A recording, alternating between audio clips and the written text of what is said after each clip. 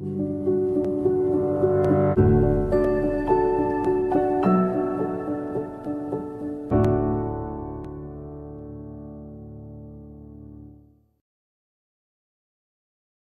now my ex-pupils of mine got together and formed what was called a self-advocacy group, and this is a group in which they explore their opinions about the world in which they live in, and they wanted to voice these opinions, and they were very interested in video and very interested in that particular media.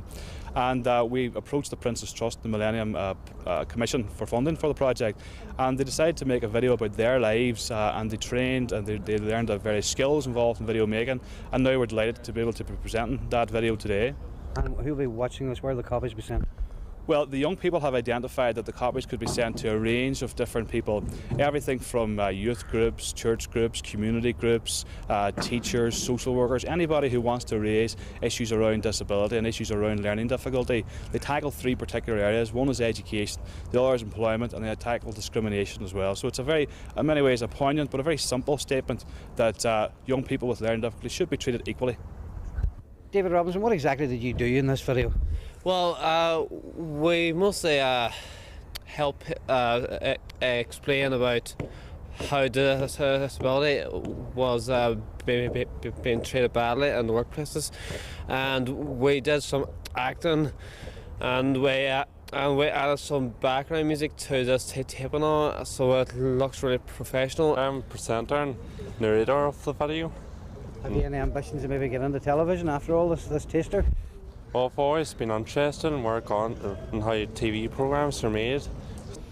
Mark Durkin, you're here to launch this video this morning. How important is it that people with disabilities, learning difficulties, should actually produce something like this to let people know what they think of the work? Well, I think it's very important because we have a situation here now where these people, they're not just in the video, they've actually worked on the video, so it's not about them, it's actually from them. And I think that is very important. That's what marks it out maybe from a lot of the other things that we see in this important area. Before we go group, and I'm delighted to welcome the producer of SAME. He's also the principal of Foilview, and his name is Michael Dobbins. Michael, nice to see you again. How you doing? Great, Frank. And alongside him, one of the young people involved, David Robinson. How you doing, David? Oh, okay.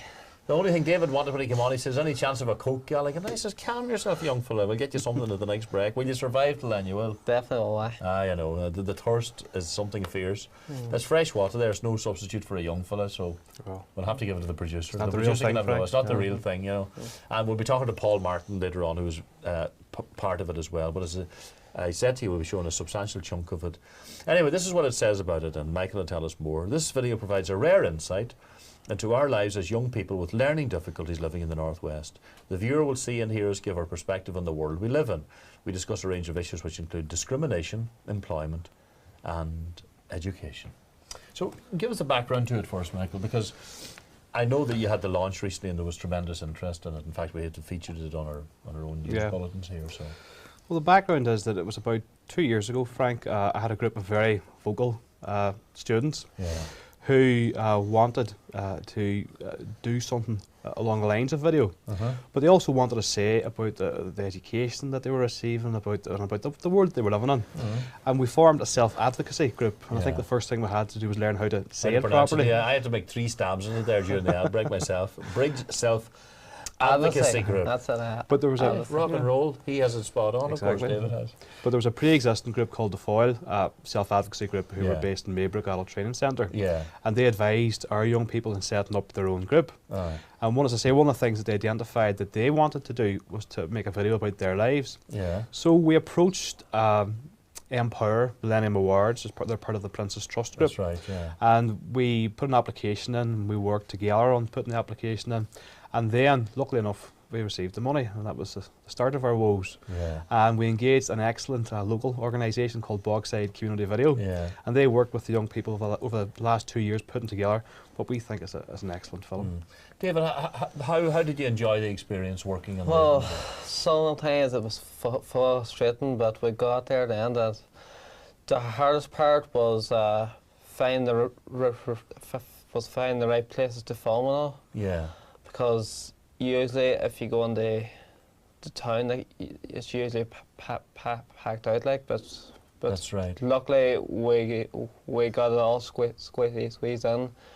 But the most important part was was doing the filming and the editing and special effects now on the PC, which was very hard at the start, but we got through it, no bar. Like. Well, it's great. Probably now you wonder why it was hard. It's wee buns, is it? Yeah. It's definitely as easy now, but it was thanks to Sean Maguire, who is part of Bogside Video, and Declan, who helped us with the camera work and all that. Yeah. So we got through it okay, like, but it was hard. Tell me this, David, because of the experience, right? Did it make you interested in the whole business of making film? I mean, would it be something you'd be interested in doing more of? Well, I would like to make another one in the near future, so it's something similar to that, but... No, I think you'd be great because, I mean, to have such confidence, considering you're only working at it a wee while. Yes. As an example, Michael. Well, proof where needed. Yes. You know, it's great for young people. It's training for them. Well, it gives them confidence. That's it. It's about providing opportunities. Yeah. And people respond when they're given opportunities. And David and the rest of the self-advocacy group clearly responded, and you can see the product of that response there. Yeah, very much so indeed. And how many young people are we talking about in total who are involved? There's 8 people involved directly in the Yeah. making of that project, but the self-advocacy group itself has had a varying membership over the past maybe 3 years now, David. Yeah. Upwards of 15 to 20. Right. And you all get on well together. Good spirit of cooperation. Well, Odd wee argument. Go on, admit it. there's times there where we have a bit of a row, but we try to put that behind us and just move. Well, that's what on. they call artistic temperament, David, you see. When you have creative people working together, there's an odd wee spark here and there. And when we spark can set the whole group off, so it can. That's very, very true. Spark can set it on fire. Literally, that was very, very true indeed, you know. What age are you, David? 20, and I'll be 21 on the 17th of December. Oh, will you? 17th of December. I am going to write that down so that I can remember on the 17th of December. Sure, you can write a check if you want, sure. This is, lacking in confidence before he makes a video, and now he's on, he wants to, that's something else, you know. Let's get Anne Monroe to give him one of these vouchers as well. I'll have to get him something sorted. It's 8 days before Christmas Day exactly, so I must remember that day to say a very, very happy 21st birthday to the cheekiest young fella in Derry. But unfortunately, I can't get Channel 9 out in New Buildings. It's a really bad picture right there. I know that, and it's something that we're addressing in the near while. Now, maybe the new year before is dressed, but you will be getting us loud and clear, hopefully, you know. No, I know that from not just residents out there, but from your friend and representative, Mr. William Hay. I know very much so. We're going to sort it out in due course. I saw him this morning there, and he was in a good mood, like. Was he? Because I live next door to him, sure. There's no wonder he's in a good mood then. You know Willie well, yeah. Well, we'll make sure you get that signal in due course because more people will be in the new year, David. So you can pass that good word on, you know. Right. But you enjoyed this experience. It was worth it. Definitely was very good video. So there's but my favorite bit is was following around the schools now. Aye. So that was good crack, so it was. Yeah, well, importantly, I mean, as much as it was hard work, the crack was mighty, and that's important. Well, if it hadn't some of these things, like if the atmosphere is not right, it doesn't go well, like, so it doesn't. No, there were building up to this. There was a lot of crack. There was a lot of good times, and they practiced doing various news broadcasts, and there was even a Jerry Springer show, but we couldn't show that to you. Well, we probably could. Who but was on it? Go on, spill the beans now, David. I was the presenter. Well, Paul was presenter in part 1 there, and I was presenter in part 2. Yeah, so he was Springer 1, you were Springer 2. Kind of. 2 Springer Spaniels with it up to you. We kind of made up an excuse, like Paul had constipation, so he had to go home or something. Yes, sounds like a favourite Springer subject to me, doesn't it? Very much so, yeah. Sure, there is this Springer show, I think it's in America.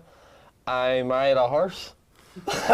Well, that's probably one of his milder ones, you know. But You can see where we're going. you can see. I can see why the 15 minutes that we're going to show is absolutely nothing Yes. That's not whatsoever. compared to it at all. whatsoever to do Yes. with But this there one. was great crack in the making of it, right? It's clean mental. I know we'll be talking to Paul after a wee while as well, important. About Well, it. I have to give you a wee bit of a warning from Paul. He'd like to speak his mind. And are you telling me, young Robinson, that you don't? Well, not as much, like. Shy and retiring, not a word to say for himself. This is what empowerment's about, Frank. That's what empowerment is about, surely. So Paul's going to come on now and give me some, as they say, serious jip altogether, is he? Probably. Which of the two of you get on the best, you know? You're right there. Why do I get this horrible suspicion that now that this happens, you see, all these young people involved in movies now, that as well as empowerment, that great word, they're starting to employ agents. You know, it's as if now that Yes. Martin's his agent and vice versa. Yes. This is the drift. This is the drift I'm getting Yes, from here. empowerment to self-promotion now, Frank, really, isn't it? Yeah, you're great altogether. So mad. Well, listen, David, good to see you. Yeah. And congratulations. Say hello to your next door neighbour for us, won't you? Hello, Wally. How you doing? When you go home, young fella, you don't have to be waiting. He'll not. Sure, he can't get the. If you can't get the picture in your buildings, he can't Well, either. I can just about get the picture, so I can make out sound all that. So. Yeah, that's what somebody said about me once. I can just about get the picture. Michael, you hang in there, okay? Because I want to have a wee chat about Foilview. You are the principal after all, and a more general chat as well as specifically about this. But then the man who has loads to say for himself is joining us in a wee minute, so we'll take the ad break now. Thank you. Of Foilview and producer of the Our Lives Bridge Self-Advocacy Group video. As I say, I'll be showing a good chunk of it later on. And another one of the protagonists that David Robinson was talking about there, Paul Martin. Paul, nice to see you. And thank you. Not at all. Tell us about your whole experience, Paul, in the making of this video. What did it mean to you? What did you do? Well, I'm the presenter, narrator, and co-director in the video. Well done. So I had a very big job on it. Yeah. How did you approach it? Were you a wee bit nervous, or were you confident? Or you're certainly confident now, but before it? A wee bit nervous, Yeah. but it sort of went away as soon as we started doing it. Mm. Was it exciting, though, importantly? It was exciting because by doing the video we were reaching out to the disabled community of Derry. Yeah, yeah. And of course that was a very important feature. The most important feature of it, wasn't it? And I feel that this video will make the able-bodied community become more aware that disabled people are just people. Yeah. That's true, because I couldn't agree with you more, and I'll come back to Michael about this, because sometimes the word disability is used far too often. I mean, what we're talking about is ability, different levels of ability. And I would be certainly a champion of that cause. I couldn't agree with you more. Has this given you a taste, a wee bit like David, to do this again, to get involved in some way in this whole process? You know, not just, as you say, for people with disability, but the whole excitement of camera work and direction and production. And Well, there's a possibility that we could be taking part in more similar projects within the new year or so. yeah, 2 years' work. The 2 years flew, did it? Well, we lost about a couple of months' work last year when we took the summer holidays Right. off, so that set us back a bit. Oh, that's just it. You stars can get holidays. This is it. It's good for some. We're old damas like Don't miss the yourself. summer holidays. Day and night work. Is that right, Michael? Yes. Michael, you're the principal of Foilview, and something like this is grist to the mill and very, very important for you. And the empowerment, as you mentioned, and the lads are testament to that empowerment. Yes. Absolutely fantastic. Some years since I talked to you on radio, but generally, do you think the perception, and Paul was alluding to it there, the perception of what he refers as the able-bodied community for those with perhaps less ability, has that changed? Are people a bit more sensitive now? Are they as patronising? Or because patronising is something that happens, isn't it? Well, one thing that we find that I've found over the years is that families of children, families of people with disabilities often have a story to tell. Yeah. And they have good stories, and they have good very negative stories as well too. But at a larger scale, things are changing. We have got new legislation coming in, and I know now that we have to push through a few test cases to get this legislation on the statute books. But overall, there's a general goodwill but that sometimes doesn't translate down to the lived experience No. of people with disabilities. And one of the things that we found when we started the Self-Advocates group 3 years ago, there were 2 members of our group who lived locally, and they were very isolated within their own community. And when they went to the shop, they were called various names, and Paul refers to names that people are called. Oh, I know, it's in the tape video. as well It's a too. very honest video. So that started that in many ways. That started the ball rolling that led to Aye. the reason why the young people decided to make the video. But in saying that, there are also very positive stories to tell. Well, I mean, the overall story is a positive one, but have you experienced that yourself, Paul, the name calling? Oh, I've experienced it in secondary school when I was in Templemore, as they say on the video. Aye. And just call names like spastic and retard. And how did you feel when that happened? I got easily upset by it. Listen, we would all get easily upset. I mean, they say sticks and stones would break bones and names would never hurt them. Never was an adage so wrong, Michael. Very much so. Isn't that right? Very much so. It goes to lessening the person and providing or making them isolated within him. And Paul has often talked to me about that isolation that he felt as a consequence of what was necessarily not unrelated to his disability, but just basically bullying. That's it. Bullying is bullying is such a huge problem now, Paul. I mean, we were reading in the papers about what happened to that poor wee lad, Damilola Taylor. That's that's a cause célèbre now in London. But you know that he died, unfortunately. But you know there are not lesser, but smaller instances that we don't hear about.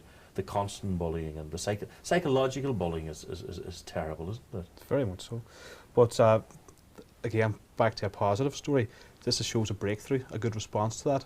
Yeah. We've got young people tackling an issue head on, explaining their views on it and how they react to it when these things are done to them, and offering people maybe a window into how they should behave, because this is designed for people out there who may have negative views of people with disabilities. It's designed for other young people in schools and colleges as well to have a look into what the lives are like for young people with learning difficulties locally. You see, it's the unthinking aspect of it. There was a famous case a couple of weeks ago where Mike Murphy used the word spa on the Spin the Wheel programme on RT on Saturday night. I don't know if you're aware of that. I wasn't aware of that, no. Yeah. And he apologised the following week and admitted that he didn't mean it in any derogatory sense, but he said it in an unthinking fashion. But it just shows you how close you can get between unthinking and really hurting somebody, you know. And I suppose we're more aware now than ever because I've talked to Mary Lynch and others about in the last while, the Mary Ellen Synan case in the Sunday Independent and what she said about the Paralympics. She's been fairly quiet since then, mind you, because the whole country turned on her, and rightfully so. Yeah. It was obscene in the extreme, but at least it highlighted something, you know. It did. It brought maybe the issue into focus, and there was a positive that came from that. But it's still there, you know. You've just cited a couple of cases, you know, and there's other cases as well. Like recently, Jamie Oliver, somebody who has everything. That's right. Who has a fantastic career in many different levels, you know, and has been held up as a great role model. Asked to tell a joke, and the first joke he told was about he used the term spastics. I know. And that's dreadful in this day and age. Yeah, because that's I mean, whatever about Mike Murphy not thinking when he used the word, Oliver was thinking about it. That's different, you know. But you see, he's unfunny. That's unfunny people use targets. Very much. Funny people are sensitive, isn't it? You know, that's right. Such a delicate balance, really. You know. Well, you were saying that importantly, this is all about erring on the side of positive, which it is very much. How did you react and the rest of the staff when you saw the completed works? Because you work with the young people involved in this. You saw it as producer, you saw it through it at the end, but it's only sometimes when you see something in its totality, when things are bitty, it's hard to get a picture, isn't it, Michael? For me, it was very much a learning process working with David and Brenda and Paul and all the others as well too, because I began to question at the time how I was teaching, and I actually videoed myself teaching, and I had been talking the arguments about empowerment and the need to sort of to engage with young people in ways that empower them. And when I looked at myself teaching, what I was seeing was how I was taught at a grammar school, so many years ago. You know. What goes around comes Exactly. around. I know it too So well. it started me on a sort of whole exploration of different ways that we should be reacting and working with our young people. Well, it's like everything our dads ever told us not to do, that we said that we would definitely not tell our own sons to do, we end up being quite the That's same, it. and the same Mhm. mantras apply. Mhm. Paul, congratulations. Can I say something a wee minute? Yes, please, yeah. I'm a fan of Prisoner Cell Block H, and over the last few months where I've watched it, I've heard racist comments being used on it, and like racist references, like black bitch and all that. Yeah, and it's very upsetting. I- I mean, if you listen to groups like the Wu-Tang Clan or some of these gangster groups, I mean, some of what the lyrics they come out with are incredible. But of course, the record companies say, "Oh well, they're selling millions, nothing matter." But yeah, well spotted, and it's something that people should take on board, you know. And it is offensive, and it's offensive for everybody. We have to go to news shortly now, but thanks for taking out Thanks for so having much us. time. Not at all. It's been a pleasure. Paul, good to see you as well. Congratulations. Thank you. No, my pleasure. And David, who's still there, but he's not attached to a microphone. In fact, what he's attached to, listen, will you take those ropes off me? It wasn't that bad, will you, Kieran? Listen, seriously, folks, and watch out for this later on after the 3 o'clock news. Thanks a million. Thank you, Bye-bye. Frank. Bye-bye. Thank Cheers. you. Mulligan Live today. And if you were watching just prior to the 3 o'clock news, you will know that I was talking to Michael Dobbins, the principal of Foyle View. I was also talking to David Robinson and indeed Paul Martin, who were all involved in the brilliant video. 13 minutes of the self-help advocacy group. I've pronounced it. They could pronounce it better earlier on. We're having a bit of fun about that. So that's what I'm going to leave you with today, folks. And of course, Laura will be along, Laura Doherty, with K9 once this programme finishes. But thanks very much indeed to all my colleagues for all their assistance today. I'll be back at 11 o'clock tomorrow. And now, the Bridge Help Advocacy Group. See you then. Bye.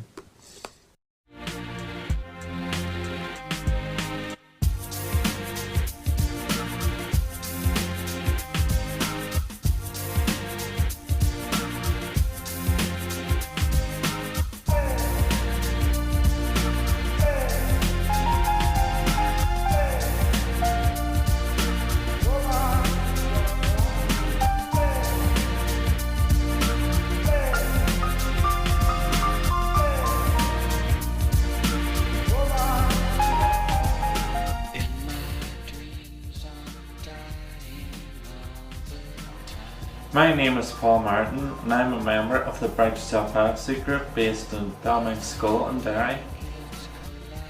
The group got together last year to make a video about people with learning and physical difficulties. In this video we will look at issues such as discrimination and attitudes towards disabled people. First, let's meet the rest of the group. This is David Robinson. David is currently the chairperson of the group. He lives in New Buildings and works in the New Buildings Community Association. And my job is to make out posters to advertise stuff and all, and to type out letters for the boss and post stuff and all. This is Brenda Arbuckle. Brenda has been involved with the group from the start. At present she is working part-time in Tyler's shoe shop in Strabane, where she lives. She is keen and energetic and is never without a smile wherever she goes. I get to serve on the till sometimes. If the stock's on a Wednesday, I bring it down on a Thursday, and then I serve customers in when I'm finished with the stock. And finally we have Chris Gibson. Chris is currently studying at the Northwest Institute in Derry. Chris is the funny guy of the group, cracking the jokes at every opportunity. 27, 28, 39. Both 30. When we started the project, we wondered what the video would be about and what we would like to see on it. We hope to film people who are disabled and people who work with disabled people in the workplace and all that. And the main thing we will try to get across is how people treat disability. I for one would like to be discriminated and treated differently just because I have a disability. Personally, I don't think that's fair at all. People shouldn't judge you just because you have a disability. See a video showing how disabled people should be properly treated out in the work placement.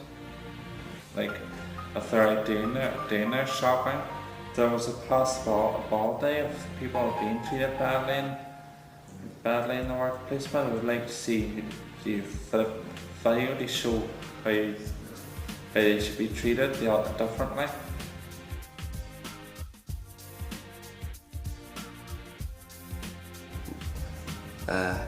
People talking and all that, and I was get bullied, and I got a bandwidth and all that there. And the group decided to talk to people with learning or physical difficulties. We hope that they would share their experiences with us. This is Deirdre McGillis. Deirdre works as a secretary on a part-time basis at Maybrook Allied Training Centre. The centre was opened in 1990 to cater for the needs and well-being of people with disabilities. Deirdre explained a wee bit more about it. People would probably walk past Maybrook and say, "What's the centre for?" And then if anybody comes under the actual centre itself, they get like a wee booklet on the centre telling them all about it and what happens in it and all the activities. It goes on like swimming, they go bowling, they go out in the bus, they go shopping. Brian McGee also works at Maybrook. I do office duties along with Deirdre McGinnis. Well, I do them when Deirdre's off, if she's ever off. And anything else is to be done about the centre, I try and do it. Tony O'Reilly works for an organisation called the Northwest Forum for People with Disabilities. This group is made up exclusively of people with disabilities, as Tony explained to us. Quite often in the past, when it came to talking about disability issues, it was often non-disabled people advocating on the disabled person's behalf, whereas 200 people with disabilities got together in a conference in 1994 and decided, hang on a minute, why can't we speak for ourselves? Surely we have a voice, and surely we can articulate our own areas of concern based on our own experience, because who better to articulate the needs of people with disabilities than disabled people. So as a result of that conference, the Northwest Forum of People with Disabilities was born. So what do they do? The Northwest Forum is engaged in various types of work. We're a lobbying organisation, we're a human and civil rights organisation. We want to place the emphasis on the needs of people with disabilities, not in the context of simply needs, but in the context of human rights. The right to be able to access the built environment, the right to be able to gain employment, to have an education, just the same as non-disabled people. What day every day maybe was I would come in the morning. I would come in the morning, have my tea by 10:30, and then I would go in and get the others. We have a chantier here, and we need a number of people who need done, so I would go around each of the staff, get their downloads off them, so I can go in over to the actual kitchen and they see how many done their days, where I tell them. And then it's just been in the office all day, answering the phone, taking messages. We asked Brian if his disability created any problems in the workplace. See, I have several policies, on which that's very awkward for me. I used to work out in the areas of the council, and I had to give that up because the building was just suitable. I find it very difficult to get a job for myself because they don't cater for people in wheelchairs at all, so they don't. Tony had a more stark example of discrimination against people with disabilities.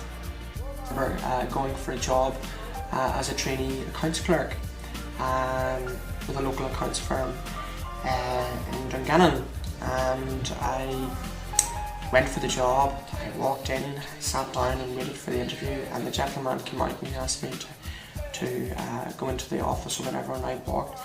And then he stopped and he said, "Tony, would you mind walking up and down a few stairs for me?" And I didn't think, I was very young at the time, didn't realise I was being discriminated against. I walked up and down a few stairs, and then he asked me to sit down, and they then said, "Make this young fella a cup of tea, give him a bit of sugar, whatever." I thought they were being very pleasant. They hadn't asked me did I want tea, but you know, I took the tea and I wasn't interviewed. They based the fact that I couldn't do the job because of the way I walked, and that was clearly looking at my disability, not at the fact that I was qualified to do the job and had received awards and appropriate qualifications for the post. Tony's story obviously highlights the need to raise awareness of discrimination in the workplace. But it doesn't just happen in the workplace, it is also commonplace in schools. Because I remember when I was in secondary school, the other pupils called me names like spastic and retard. It is true, however, that progress is being made and people's attitudes towards people with disabilities is changing. We put this point to Tony.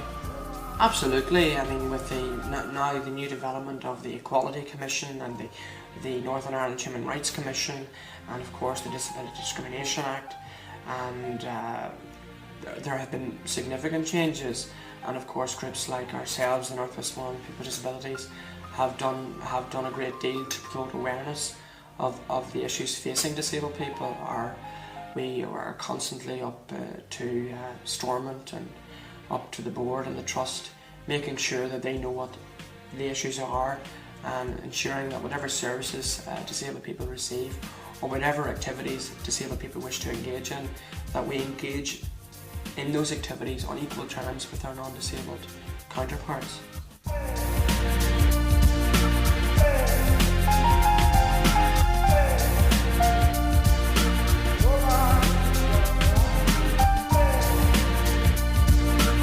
Well, that was our video, and I hope you enjoyed it.